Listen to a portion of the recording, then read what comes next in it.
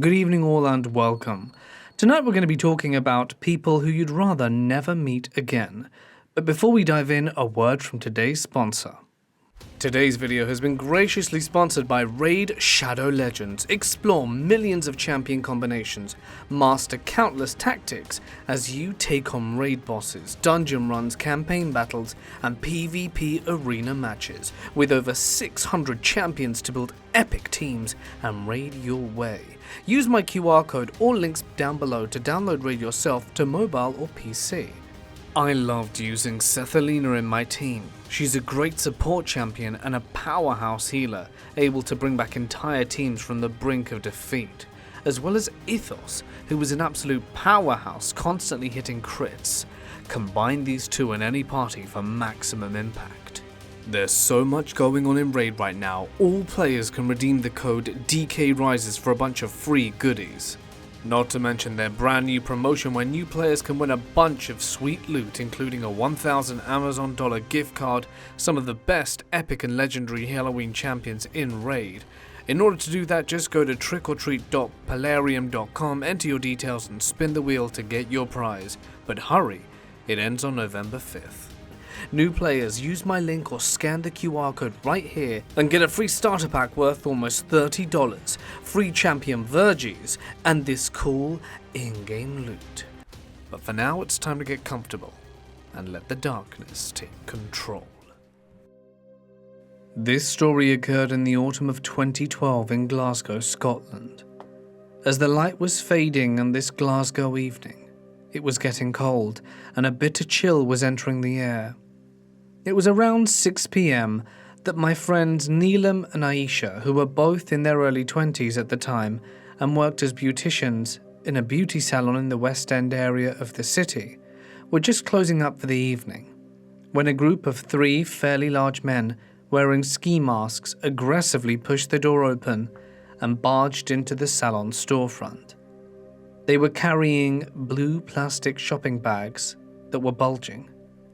The men then closed the large front shutter down and had Neelam and Aisha trapped in the store. Both of my friends were a bit stunned but didn't know what to say or do. The men began screaming and asking where the owner, another female, of the salon was, to which they both shakily replied that they didn't know, which was true. The owner was hardly ever there in person. The men had very thick Glasgowian accents, and it seemed as though they were white. However, the girls weren't certain about this. Although both girls were scared, they thought the men seemed fairly amateurish and thought they would just leave after realizing the owner wasn't there. Things, however, took a much more sinister turn when suddenly the 3 men pulled out hammers and silver duct tape. The 3 men then marched Neelam and Aisha into the back area of the salon, where they bound their hands and feet and wrapped their mouths with duct tape. They were forced to sit down in chairs with wheels on them. The thugs then debated what to do next, waiting on the off chance the owner would come in or leave. The girls were obviously petrified at this point and were hoping they'd just leave. Neelam was especially scared as she actually had a cold at the time and was struggling with the tape that was now sealing her mouth. Her glasses also slid off her face, so she was struggling to see too. She tried to tell the men if they could take the tape off her mouth because of her cold, but she was only able to mumble as her mouth was taped very tight.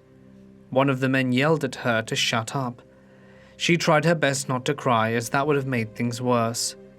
Aisha was still very shaken, and they were both praying the thugs would go away. Thankfully, after a few minutes, looking at the girls and looking around the salon, they decided to just exit via the front door, but not before smashing the cash register and some mirrors with their hammers. They also threw some of the salon's equipment across the store. Surprisingly, the men didn't actually steal anything. Then they left, and Neelam and Aisha were taped and gagged. The girls struggled for quite a while to free themselves from the tape, but Aisha moved her chair towards some hairdressing equipment and eventually managed to use a pair of scissors to free her hands and feet and remove the duct tape from her and Neelam's mouth. As soon as they were freed, they called the police. They finally arrived and gave the girls some blankets and took them to ask questions. The whole incident only realistically lasted about 20 minutes, although it felt for much longer. Thankfully, the girls were not hurt, but were both very shaken up for a long time after this, and the men, as far as I'm aware, were never caught. Both of the girls attended identity lineups. However, they couldn't say if they were any of the men they saw because the thugs had ski masks on. Both Neelam and Aisha are South Asian Pakistani ancestry, and Aisha did think one of the men did say something in Urdu at one point, but wasn't 100% sure. Both of my friends quit the salon immediately following this and got jobs elsewhere, and both are doing extremely well and have put this awful incident behind them. They never did find out what those men wanted with the owner, and they're just grateful she wasn't there, as things could have been much worse. They of course had their suspicions about the owner after this horrible incident, but were just thankful to be okay and away from that salon forever.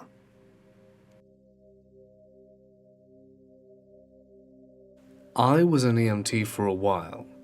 We got a call about someone who was riding their bike at breakneck speed when they hit a stationary car head first without a helmet. We went over immediately. Despite the fact that it was broad daylight and we were in the middle of suburbia on a Saturday, no one even came to check on this poor guy. Seriously, the streets were empty. Usually a massive crowd gathers around violent accidents like this. His skull was pretty much smashed in, and he was unresponsive. It was the worst head injury I'd ever seen. We assessed that he had a major skull fracture, a concussion, and he was bleeding profusely. He was also missing teeth and had a minor road rash, but fortunately he wasn't missing much skin. To give you an idea of how bad it was, this was the kind of injury that most people don't survive. If you did survive, you'd basically be a crippled vegetable. Normally we would have moved him off the road, but when someone has a neck or head injury like that, it isn't very safe. My partner, who was also training me, as I was still kind of new, went to check on his pulse while I began to unload our gear. He crouched down and felt for a pulse for a while, and then stood up and opened his mouth to say something. When at that precise moment, the guy jumped up. He didn't use his arms to pick himself up, he just jumped to his feet. It startled the two of us. He stared straight at us, smiled, and attempted to grab his bike. We tried to stop him, but we didn't exactly want to wrestle him to the ground given his condition. He gets away from us and bolts into the woods without his bike. My partner was in even more disbelief than I was. He just stared at where the man had run off, mouth agape. Then he turned to me and muttered, "He had no pulse, man." I asked him if he was sure, and he swore up and down that the biker was clinically dead. We contacted the authorities for assistance, and they sent a search and rescue team into the forest. I don't know if he was found or not, because we normally don't get much information about patients after they get to the professionals. Keep in mind, this was in the Pine Barrens, so they had a lot of ground to cover. My best guess is that he went to a loved one's house out of confusion. What I found odd though, above all else, is that head injuries like this bleed like hell, so you'd think the guy would have left a long trail of blood for the cops to follow. Just yesterday, I took my mum for a short vacation at a nearby coastal town. She had been sick for years with cancer and had suffered multiple complications. Fresh out of therapy, she wanted to leave the house for once. I myself was in dire need of a getaway, just having separated from my girlfriend of 4 years and about to emigrate. Thus, we decided to spend some days on the coast, with good food and clean air. My mum is still pretty weak, so the first day of the trip, she turns in early at the guest house. I, having plenty of energy left, decide to explore the town a little. It's still warm and light out, so I start walking the streets and enjoy the summer air along with the harbour canals. As I walk along an alley covered by large oak trees overlooking a park, a young guy walks directly into my way. The guy looks a bit down on his luck, but friendly enough. He sports a buzz cut and a worn-out hoodie. He appears to be in his mid-20s and asks for the time since apparently his phone had died, and I, not having decided yet if I trusted him, say I didn't know. As I'm really bad at this, he notices the headphones dangling around my neck and points to my pocket. We both chuckle and I pull out my phone to show him. He's a good sport about it and continues on his way with a wave. Now this is where I made a decision that would land me in one of the scariest situations I had ever been in. I turn around and stop him to ask for a cigarette. The guy looks like he eats tobacco bowls for breakfast. He stays super cool, puts his backpack down on a park bench and ruffles through it to find his smokes. I sit down and he sits next to me, handing me one. We light up and start talking. He's got a sick father and a history of drug abuse, heroin, crack and just about everything else, but generally seems to have it pretty well together. He also strikes me as a really clever guy in general, and hands me a beer can as we share it. Not wanting to take from someone with so little, I'd ask him if he'd be cool for me paying the next round. Sure enough, we pack our things and head to the closest gas station. On our way, we drop by his apartment so that he can put his phone on the charger. Poor guy lives like an animal. We have to kick in the front door because there's no key. He has a one-bedroom apartment with a small bathroom, no kitchen, and there is an air mattress on the floor, some cans of beer, and a beaten-to-death Xbox with a small screen on top. It's running the first BioShock for some reason. He asks me to turn around because he wants to grab some money from a hiding spot. I turn towards the door and check out the bathroom. Dirty dishes in the shower, and there isn't even a sink. He finds what he needs and we head to the gas station. On the way there, he pulls out and hands me another beer. We crack it open and enter to pick up more cans. I go to pay and ask for his brand of smokes. He tells me and I ask the clerk for the biggest one they have. He gets a bit agitated and yells for the small one, but I insist. He doesn't want to take them but agrees we can share the pack for the evening, and we head out and sit by the docks. After a while, this tattooed guy walks by with a huge black dog. Apparently they know each other from passing. The guy's in his late 40s and early 50s, wearing camo pants and a Pantera shirt, with lots of tattoos on his forearm and neck, which is so washed out I can't tell what they're supposed to be. We get talking and he too seems nicer than he looks. The dog is big, a cuddly bear, and we hang out waiting for Tattoo Guy's friend who arrives in a matter of minutes. The guy has a similar vibe. No tattoos but a long ponytail, camo pants and some band shirt. This one seems younger, maybe early 30s. We hang out and they tell me about the town and its legends, like one of their recently deceased friends who was in the Foreign Legion. Ponytail lectures me on the philosophy of the martial arts and dog breeding, while the other two share prison stories. Even the younger guy had served apparently. They seemed ragged but good-hearted, so we exchanged numbers. Whenever you're in town and need anything, just give me a call. Everyone, including myself, seemed super chill, and I honestly was interested in these guys' stories. At some point, Tattoos and Ponytail get to the idea of heading to a club they know. I think, the way they talk about it, it seems fishy to me, and my suspicions soon get confirmed when he reveals that he's a neo-Nazi. For reference, I'm a student, and easily identifiable as such. On top of that, I have black curly hair and olive skin, which Tattoo Guy does not fail to recognize. He says it's cool though, and that he has a black girlfriend. What the hell? For some reason I'm convinced, and admittedly too drunk to really understand the situation at this point. The Tattoo Guy talks to me about how immigrants aren't really the problem because global warming will mess us all up. I can't help but agree. I tell them I have to leave soon, and Buzzcut is bummed. He wants to hang out some more, and adamantly says that he doesn't want to hang out at the Nazi bar either. The other two are cool with that, and Tattoo Guy even backs me up, saying having sick family too and totally understands where I'm coming from, and that Buzzcut shouldn't guilt-trip me into hanging out with them.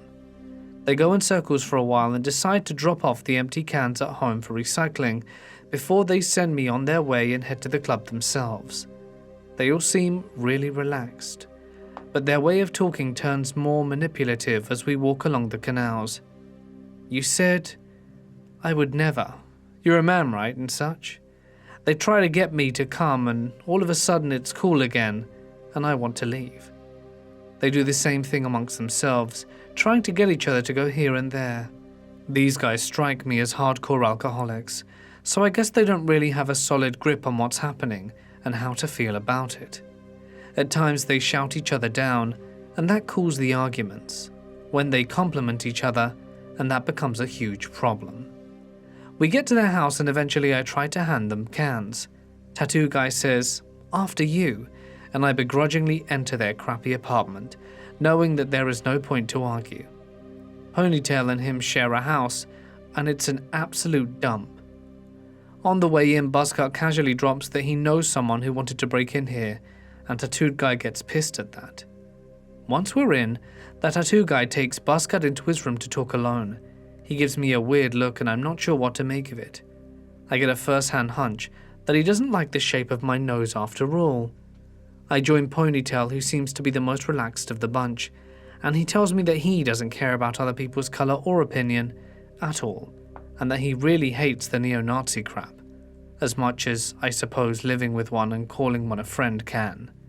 He asks me, for not the first time that night, if I wanted to smoke a bowl or joint. I decline. I never really enjoyed it and it's fine. I realise the guy has a machine pistol on his wall and ask if it's real. He doesn't really say, but lets me know it was a gift from some biker gang member he knew.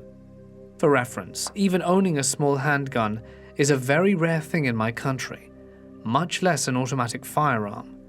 More fascinating than scared and absolutely oblivious to what I got myself into, we keep talking for a while. At some point I check the clock and realise it's gotten pretty late. I tell Ponytail that I have to go and want to say bye to the other guys. Ponytail first wanted me to stay the most, but is totally cool with me going once I tell him earnestly that I'm worried about my mum, and she's probably worried about me too. We shake hands, and I head to the room where Buzzcut and Tattoo Guy are discussing. Tattoo Guy gives me the stink eye, but says to take care and tell no one where I was or who I was with. I nod and say no problem. The Buzzcut guy is trying to get me to stay. I push the "my mum is sick and worried" line, and the Tattoo Guy just stops. Then Ponytail joins them in the room and proceeds to absolutely murder my vibe, and the exchange ensues. "Nah, it's cool. I didn't show him nothing." "Yeah, no worries, see you guys." "What'd you see?" "Nothing, I didn't see anything." "Wait, why do you have to leave all of a sudden?" "It's late and my mum's sick and worried alone." "Are you the police? Or drug enforcement?" "No guys, I'm a student, I told you. You know I am." "I don't know if we can let you go." During all of this, I scratched the dog's head and played with him to say goodbye. As the mood turns, I get up and stand at the doorway. There I am, Ponytail next to me and the other two guys, sitting and staring. They bombard me with more questions, telling me if I'm cool, I'm going to stay and drink. If I'm not, they'll know I'm trouble and know what to do. "Better get a beer, drink up and shut up and we'll talk." I take a few steps into the room, my voice getting shaky, and I decide to follow their instructions instead of saying more things that make me sound like I don't belong. Tattoo Guy goes to take a piss. Buzzcut talks to me and tries to comfort me, because at this point I've grasped the full weight of where I am and who these guys are, or think they are. I must have had a blank stare as he tells me to have a smoke, relax and talk. Thinking a million miles a minute, I stare ahead. The only thing I can remember of that room is a huge swastika flag over the couch. Ponytail comes back in and asks for music wishes, and Buzzcut and him get talking about hardcore bands.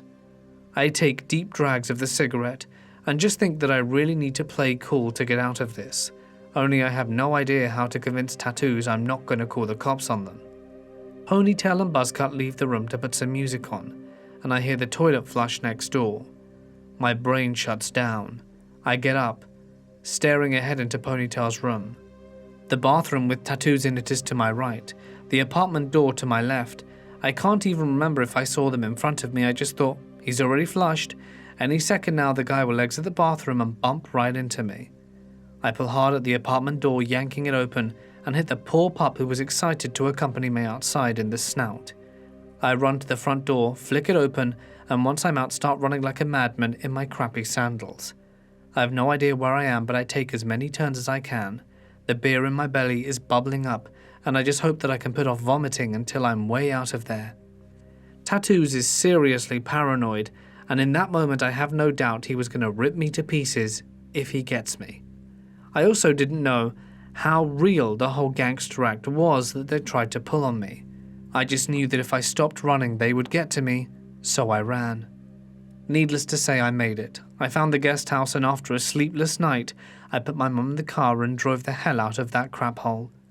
Cutting our vacation short, I had no idea how dangerous these people were. All I knew is that they had experience with prison, drugs and violence, and they had my phone number. Today I got a call without caller ID, and I'll never answer one of those again. If anyone knows whether these people can find me via my number alone, please let me know. Any other advice is appreciated. This only just happened yesterday, and I really hope it doesn't come back to haunt me. My brother is an EMT. He told me this story about a patient, male, obese, who weighed in excess of 500 pounds. When they went to remove him, he couldn't lift himself on the couch. He had been in that state for several weeks. When they attempted to remove him off the couch, a massive chunk of flesh begins to peel away from his body, exposing both his muscle and vertebrae. The patient loses consciousness. Unable to remove the man from the couch without killing him, they attempt to keep him alive while he is attached to the couch. The fire department is called, and they can cut the couch away in order to get him to the hospital intact. Forward to the ER. The surgeon concluded that there would be no way to remove him from the couch in order to save his life.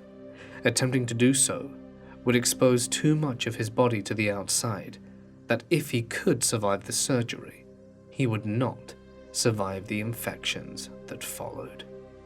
Safe to say, he didn't make it. I also have another, shorter story. An ambulance called for a homeless man who complained of severe foot pain. Upon trying to inspect, the foot comes off, just pulls away like an apple plucked from a tree, revealing the man's lower leg bones and a horrendous infection. He would survive, but not until he had his leg amputated at mid-thigh. I was working as a paramedic, and my station had a mental hospital in our area. They knew that they weren't allowed to call us for basic transports and that it had to be an emergency. We got a call there one night for a possible stroke on the 4th floor. We knew the 4th floor is where they kept people who were guilty of murder and rape, etc., and that a police officer would be with us. When we get there, the nurse has this look on her face, that what we're about to walk into is something sketchy. She tells us that the lady won't stop looking to the left, her excuse for calling us and saying it was a stroke, and talking to something that she couldn't see. When we walked into the room, she's in full conversation with something outside her window. What? I cannot say. We asked her to speak to us and she got all quiet. We loaded her up, and the law enforcement officer cuffs her to the gurney. When we get out, she looks back towards the window and quickly shoots her head to the other side and said it's so cool how fast they fly. About 5 minutes from the hospital, she asks me if I'm worried that the ambulance is going to break down so that her and her flying yellow friends could rape and kill us. I said no, and she started this long laugh that I'll never forget. The law enforcement officer was as white as snow and said nothing to her. We dropped her off in the ER, came back outside and the ambulance had cut off and wouldn't start.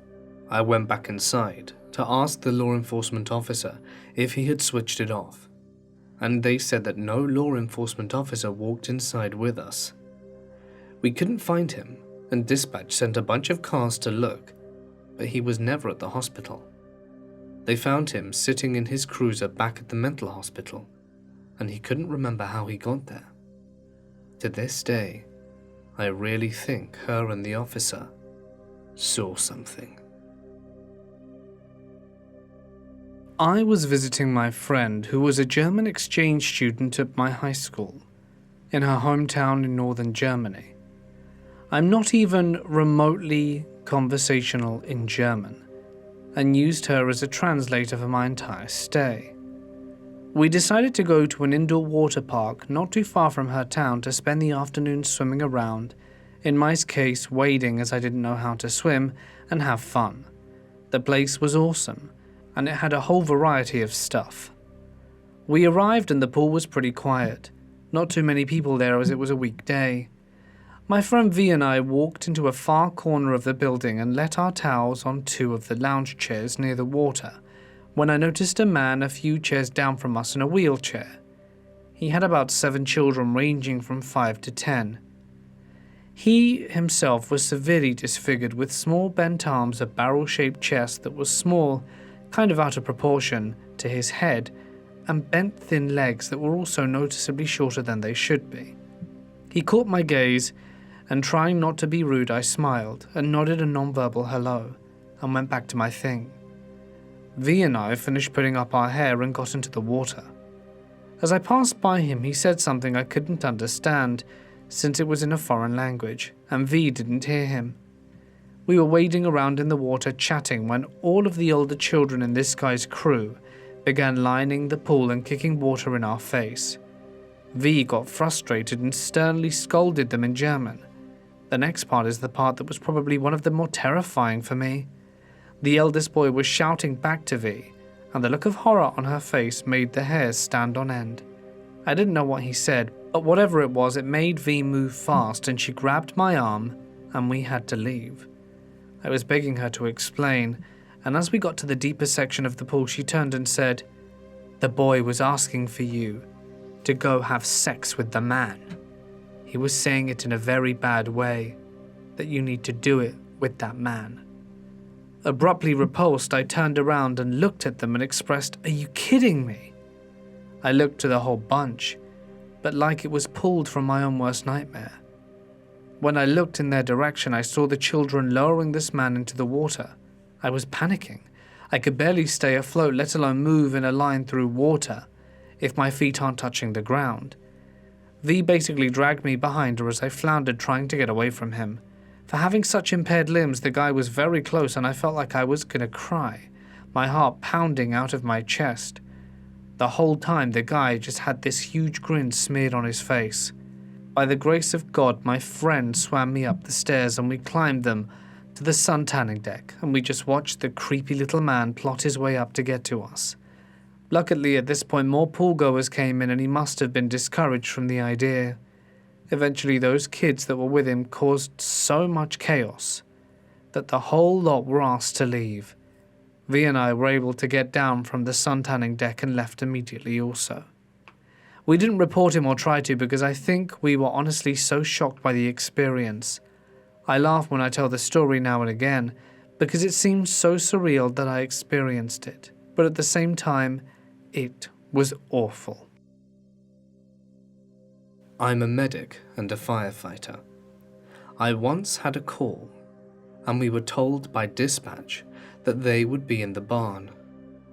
Before arriving, I got a very eerie feeling as we entered this emptiness. Something just seemed off, and when we looked through the window before going in, I saw a shotgun was pointed at the door and rigged to fire if the door was opened. It turns out the caller had hung themselves in the barn before we got there. To add insult to injury, my very first call as a medic after orientation with an EMT partner, the patient tried to stab me. I've also had a gun pulled on me when I walked up to a vehicle involving a rollover. He seemed fully intending to shoot me, and I was lucky to notice and quick enough to react. I am a first responder. This happened around 2 years ago when we got a call for a woman who fell down and hit her head. The cops beat us there and began speaking with the woman. My partner and I arrive and began looking at her head. She tells me that she takes medication, but is unsure which type. So she tells me to go to her bathroom and check her medicine cabinet for the pills she takes. When I get to the staircase to head upstairs, immediately I hear a gunshot. I look to the right of me, and there are shot marks. I look up, and the guy who was upstairs just randomly shot down at me. The cops did not hesitate to take him out. They didn't even fire a shot. After the attempt on my life, the guy was pretty peaceful. It was definitely attempted murder while trying to do my job. This happened a while ago. I was around 4 to 6 years old at the time, and my family, who comprised of my mum, dad and my younger sister of 2, were at a very popular water park in my country. I knew it was very popular due to the size of it, and I still go there from time to time with them. I was very young and independent, and wandered off to try some slides and just to explore the park, since I've only been there a few times and wanted to find more secret paths. I'll get to that later. I was in the main playground area where most of the kids were when I saw a giant duck mascot. Big deal. It was just taking pictures with other children and just doing what it usually does, until it turns and stares at me. I was this small child, no parent or guardian in sight, wandering around the darker areas near the deck chairs. By the time I noticed it, it was almost done taking pictures and was waving to another family when I looked back at it. At this point I was a little shaken and began toddling off to another side. Now this water park is big.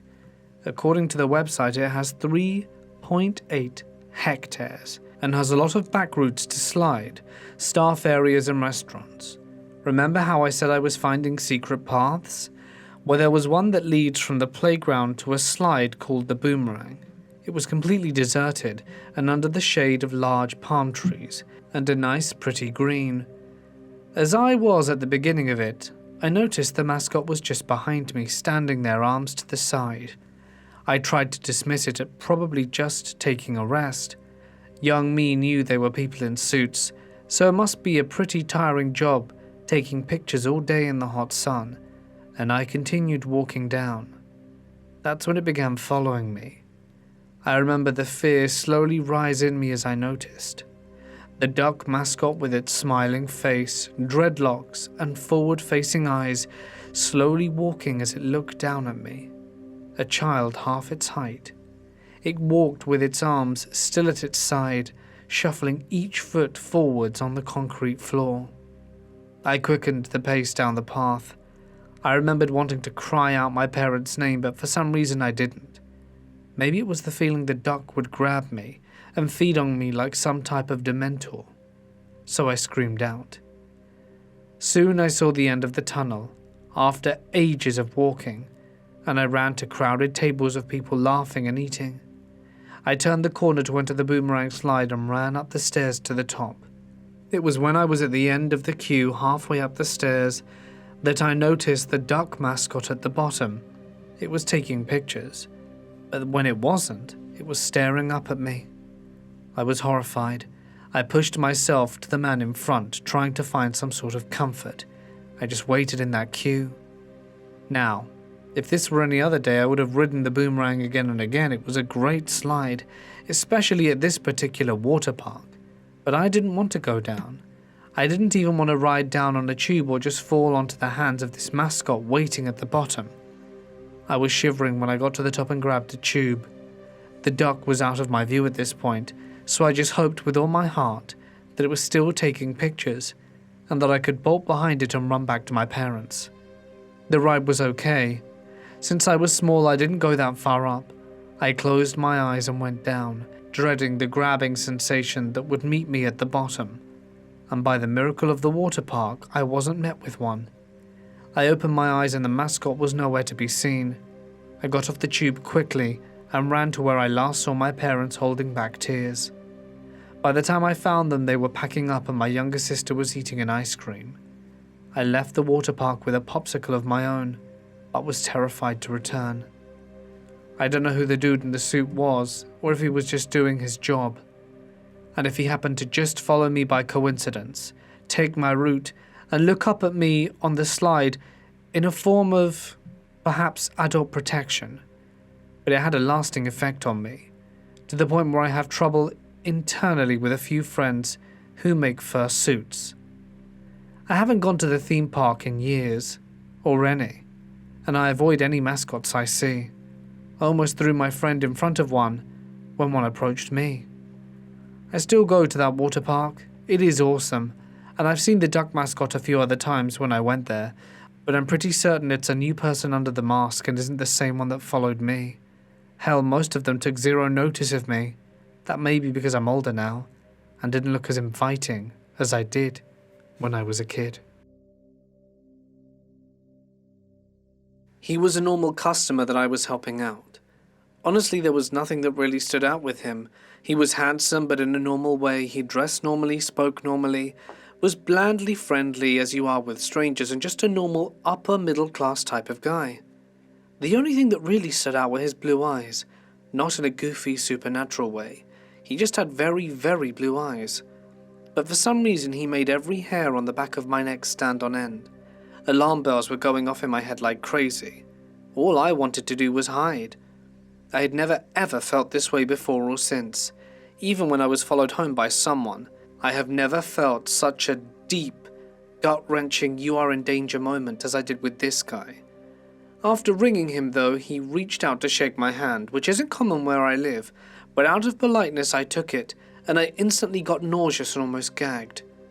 The moment I got nauseous, he just held my hand and smiled, and something about that smile made me absolutely sure he knew I was feeling it, and he enjoyed it. I'm not religious, but I remember thinking at that moment, is this the devil? He felt evil. After he left, I was still feeling so sick I had to go back and sit down. I'm not sure if he was a serial killer or what, but to this day I have never experienced anything even close to that encounter. I absolutely felt bone-deep certain that I was in some sort of danger. I felt every bit the prey. But to this day, it is one of the scariest and weirdest things I have experienced. So I haven't told many people about it. I was in the armed forces and was about to be deployed next morning. I knew I was going to miss my friends and family being away for 6 to 7 months. I was not having the best time of my life. My friends invited me over to their farm to cook and drink and chill. It's a cold fall evening. The sun is going down behind the hills and I'm sitting on a rocking chair on the porch, holding a cold beer in my hand, thinking about how much life is different in other corners of the world, when this dog shows up, does the circle and lays down in front of me. It's looking straight into my eyes. I didn't care much at first, I just mumbled to him under my lips. When I'm trying to get another sip of beer, "You're lucky, little dog," not knowing if today is Saturday or Friday. Then it started. The dog moved his head under my arms and kept looking into my eyes, not blinking. There was a kindness and wisdom in his eyes that I'd never seen before. We looked at each other for a good 20 seconds, and then he left. Brought me my army jacket that I was going to wear tomorrow in his mouth, and gave it to me. He didn't know me. This was our first encounter. He had never seen me with the jacket before. He pushed me up and didn't give me wagging his tail until the jacket was on. I felt warm and safe and all the sadness went away. After I came back, I asked my friend about the dog. I wanted to see if I could adopt him. Apparently he had left the farm a few weeks after I was deployed. Funny thing is, no one even knew where he had come from in the first place. He'd just shown up one day, they started to take care of him and he left. I don't think I might be here today if it wasn't for the strange dog. I owe him a lot. Years back, during a big solar eclipse, I was in a park. I'd come there alone to watch it. Other people were there too. I had just recently moved back to the area after years and years and years. The last time I did live there, it wasn't even a park. I was there about an hour.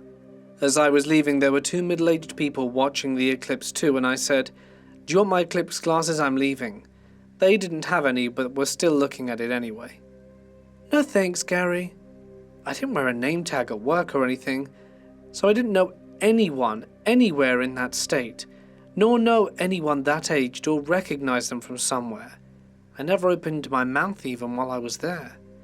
They never waved at me while I was there the whole time, while I walked towards them or anything. They only looked at me and said no thanks with my name, and said nothing after.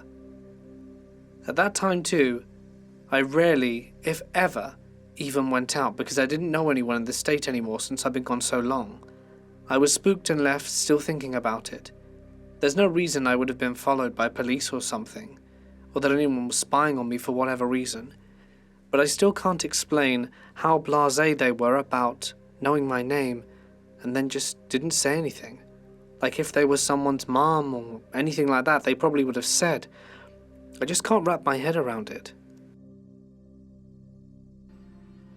Hey guys, it's Mort here. Thank you so very much for listening. Well done for making it to the end, you absolute champion. A huge thank you to my members and patrons whose names can be seen on screen. If you'd like some extra perks for signing up to either of these two things, feel free. You get some cool bonus stuff, like interviews with my wife, funny questions, some bonus stories occasionally. So yeah, give it a think. I hope you liked today's haunted house stories. It's fun. My wife is going to give birth any day now. Who knows? I could be at the hospital right now. So yeah, it's we've been a bit on edge. But yes, I do hope that you liked today's stories. But let's wrap it up here. Stay awesome, and I'll see you in the next one.